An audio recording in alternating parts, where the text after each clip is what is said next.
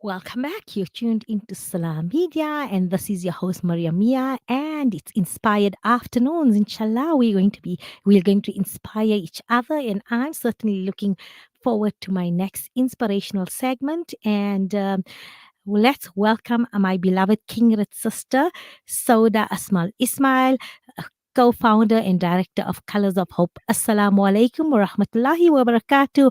Ahlan wa sahlan. Walaikum salam wa rahmatullahi wa barakatuh. It's been a while. Indeed, it has. And this year, every year we look for, through the annals of Islamic history, female iconic mothers and sisters that we can draw inspiration from and just a guide in our lives to just enrich our lives and help us to become better and braver versions of ourselves in this case here. So, we're going to be for the next, today and the next 3 weeks thereafter, focusing on a series called Woman Around the Messenger Sallallahu Alaihi Wasallam. And I've seen you started off, as they say, with one of the brave Sahaba of the time and a sister that is so inspirational. So we're going to be discussing uh, uh, Nusayba bint Al-Kab radiallahu anha. So inshallah, the platform is yours. Please do inspire us. أعوذ بالله من الشيطان الرجيم. بسم الله الرحمن الرحيم. نحمده ونصلي على رسوله الكريم. There's so many bravery comes in so many forms, I chose Nasiba bint Al-Ka'b today, radiallahu anha, because her bravery was not just bravery in the sense of a warrior. She was also a woman who had lost a son as well. So I chose her for the first segment. Bismillah ar-Rahman ar-Rahim. Amara, Nusayba or Nasiba, both ways you can say them, is fine.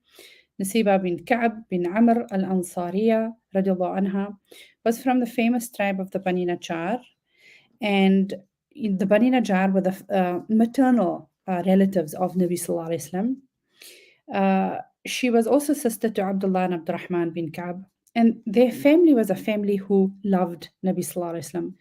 Abdurrahman was one of those who could not partake or participate in the expedition of Tabuk, and he cried. He was one of those who they call in Arabic the Baka'in, those who cried.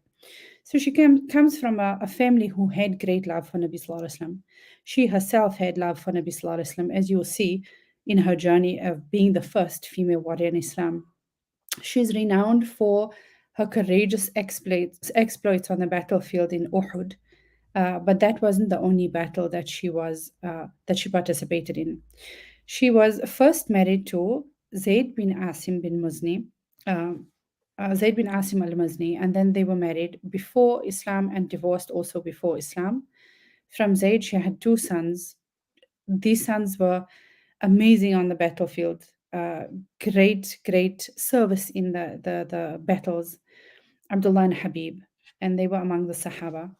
And then from Ghazia, she had a son named Tamim and a daughter named Khola. And all these children had embraced Islam as soon as they heard about the message. Obviously, their mother was so instrumental in their deen. She was a woman of vision, she was a woman of ambition. And when she accepted Islam and she took bay'ah, there were two bay'ahs, Aqaba, the first and the second one, there were 72. Two of them were women. And she was one of these women who did not wait for Nabi Sallallahu Alaihi Wasallam to come to Medina, because Nabi Sallallahu Alaihi Wasallam left Mus'ab bin Umair there to teach deen. She went to Nabi Sallallahu Alaihi Wasallam and took bay'ah there. And Nabi Sallallahu Alaihi Wasallam did not shy away from taking bay'ah because they were women. He took bay'ah with these women. He just obviously did not shake their hands.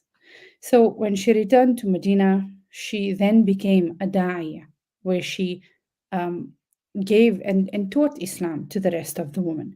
She was a loving mother. She had remarkable patience and forbearance. She was a great wife. And she was also learned in Quran and Hadith. And her sons and her husband and her ex-husband, they participated in the Battle of Badr.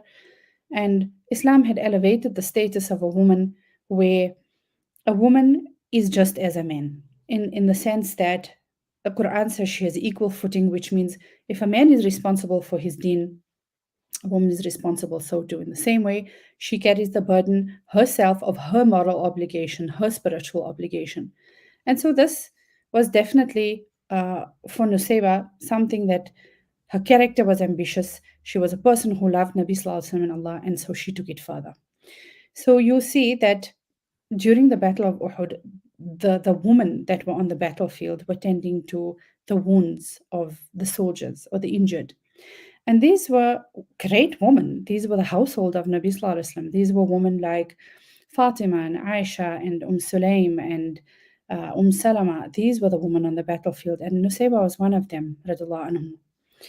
And her intention initially when she set out, nothing else, not to gain anything else, just for the pleasure of Allah, humanitarian work, helping others.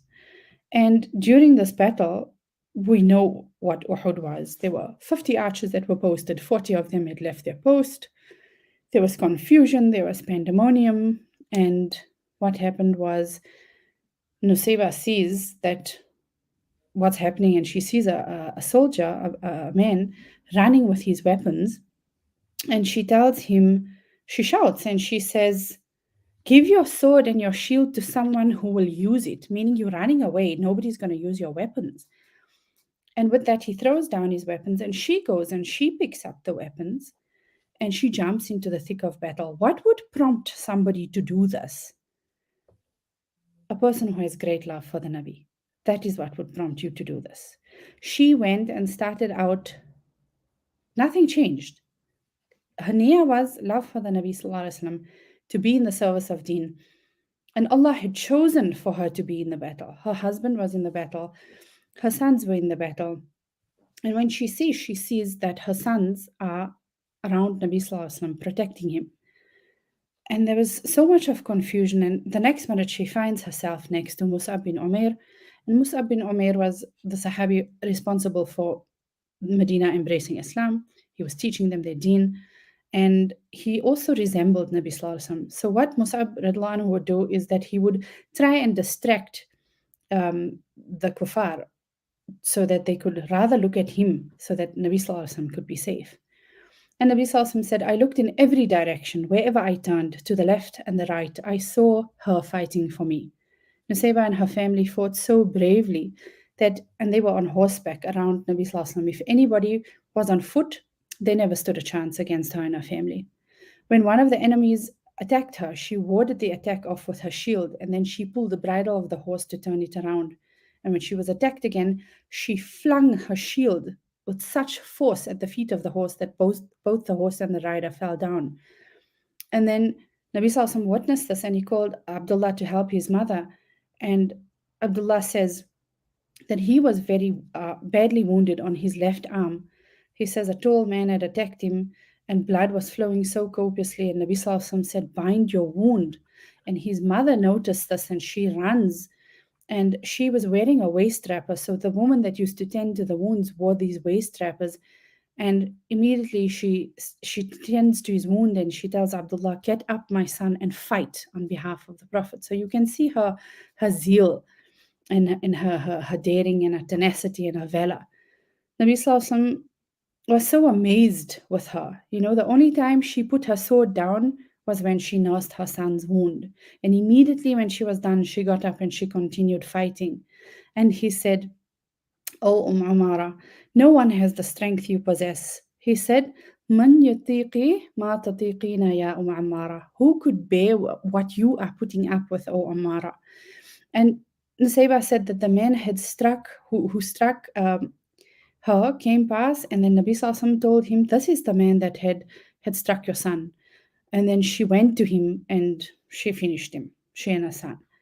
You must know this is a battle. As bloody as it sounds, that's as bloody as it was. It was a battle where they were fighting for the deen of Allah. If they were not killing, they were going to be killed.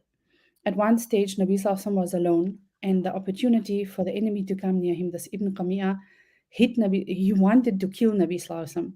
He said, "Show me Muhammad. I will not be saved if he is saved." And Mus'ab bin Umair with the other Sahaba tried to protect Nabi Sallallahu. And Umara fought so bravely, even though he had double armor. She gave it her all. But obviously, He struck her and he left a serious wound on her neck. And Nabi Sallallahu Alaihi Wasallam then told her son, go to your mother, your mother, bind her wound. In this battle, she sustained at least 13 major wounds. The deepest one was on her shoulder. It was so deep that she fainted, and it took 1 year for her to heal. When she regained consciousness, the first question she asked was not of her son, it was not of her husband, it was, is the Rasul of Allah fine? How is the Nabi of Allah? And when she learned that it was fine, she thanked Allah. So, this was the basis of why she was such a fighter. This was her drive and her ambition. It was the love for the Nabi. She didn't want to fight because she wanted to be like a man or she wanted to be better than a man. She fought because it was coming out. What was the basis of that? It was love for Rasulullah Sallallahu Alaihi Wasallam. And Nabi Sallallahu Alaihi Wasallam said to her and her family, may Allah bless you. The rank of your mother is better than the rank of so and so. He was so proud of her. And when she saw his determination and his praises, she asked him, can you make dua for us? Make dua that Allah makes us your companions in Jannah. And he said, oh Allah, make them my companions in Jannah. And then she said, Ya Rasulullah, ma ubali ma asabani min dunya. I don't care what happens to me after this. Like, I have my dua, that's khalas, it's enough for me. And after this battle, when the troops returned, she kept on battle after battle. She kept fight. She was in Hudaybiyah. She was in Hunain. She was in Yamama with Musaylama bin Kadhab. I mean Al-Kadhab, the false prophet, the liar. She also lost her son in that battle.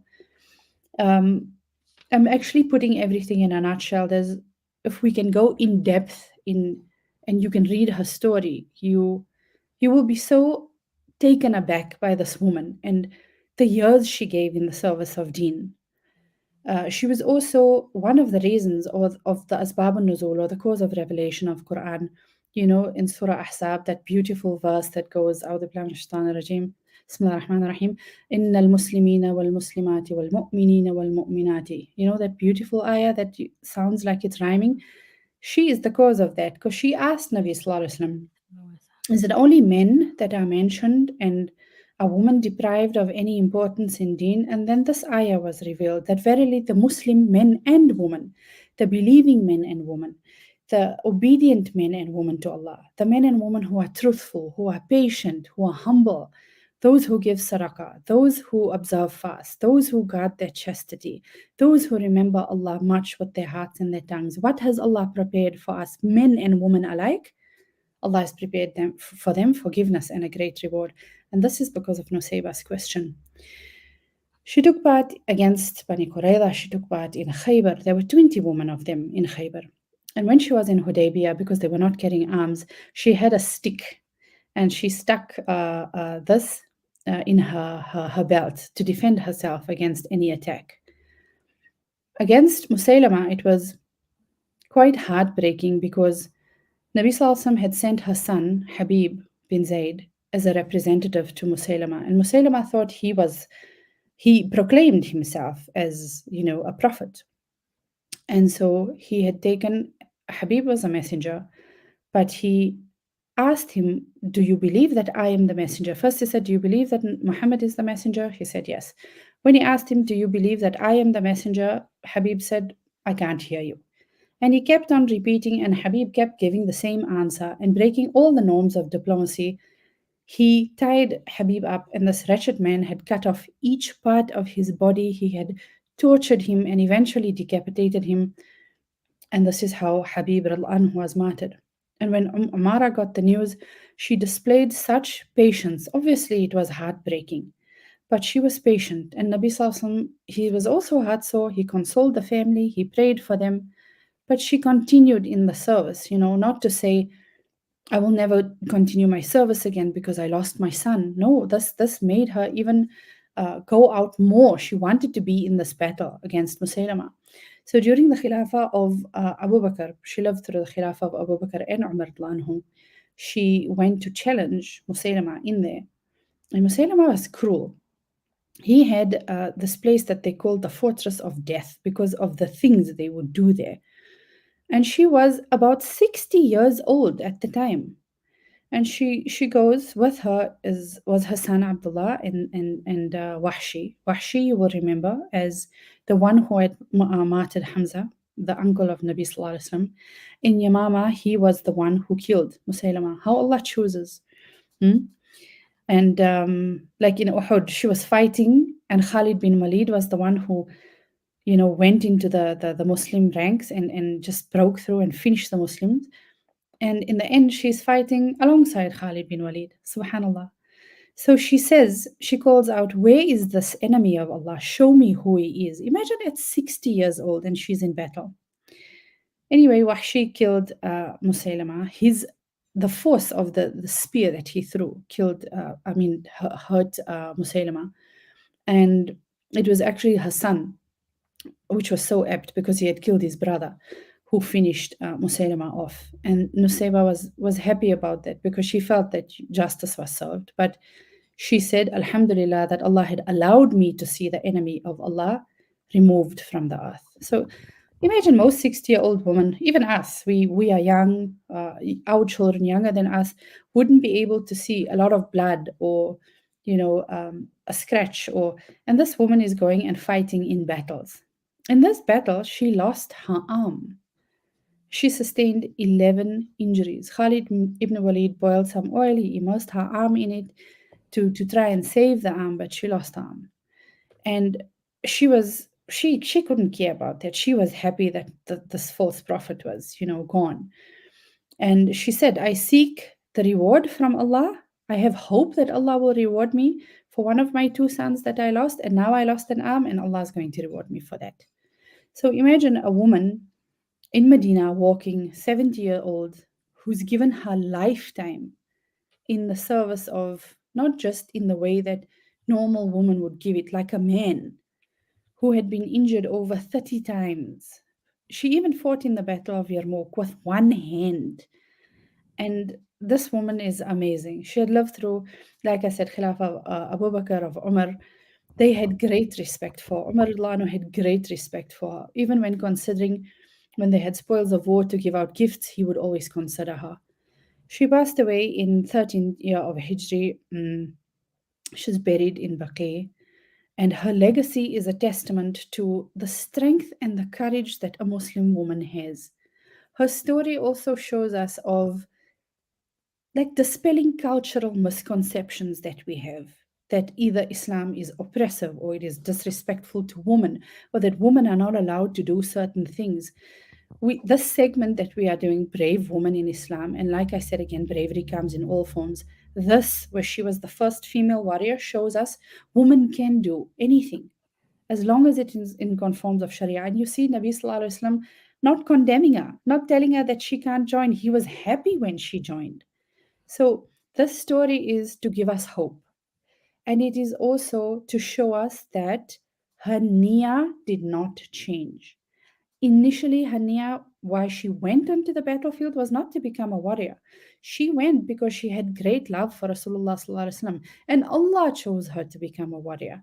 So that is something that we have to remember. When we have ambition, it's not that it should be curbed where we should just be stuck in the house and do nothing. We should Sister do, but Soda.